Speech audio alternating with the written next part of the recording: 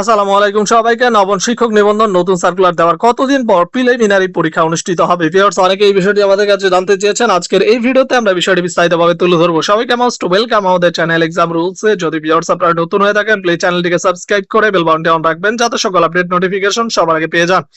চলুন ভিউয়ার্স, শুরু করা যাক আজকের মূল ইম্পর্টেন্ট ভিডিও। তার আগে ছোট্ট একটি কথা না বললেই নয়। যারা নবম শিক্ষক নিবন্ধন নতুন সার্কুলারে পরীক্ষার্থী রয়েছেন, আপনাদের জন্য এক্সাম রুলস ইউটিউব চ্যানেলের পক্ষ থেকে একটি special short type final suggestion তৈরি করা হয়েছে। সাজেশন মূল্য হচ্ছে প্রিলিমিনারি জেনারেল 200 টাকা এবং প্রিলিমিনারি সাবজেক্টিভ 250 টাকা। আমরা স্কুল পর্যায়ে 2 এবং কলেজ পর্যায়ের উভয় সাবজেক্টের সাজেশন দিয়ে থাকি, যা আপনাদের পরীক্ষার জন্য 90% কমন উপযোগী। যাদের সাজেশনগুলো লাগবে তারা স্ক্রিনে দেওয়া নম্বরে হোয়াটসঅ্যাপ অ্যাকাউন্ট আছে, এই নম্বরে মেসেজ করুন বা সরাসরি নম্বরে কল করতে পারেন। চলে আসি ভিউয়ার্স মূল ভিডিওতে।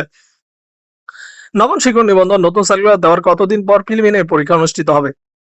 ভিউয়ার্স, প্রায় 1.5 থেকে 2 মাস সময় পাবেন। মানে সার্কুলার দিবে, আবেদন চলবে, আবেদনের পরে প্রায় 1.5 থেকে 2 মাসের মধ্যে এক্সাম অনুষ্ঠিত হবে।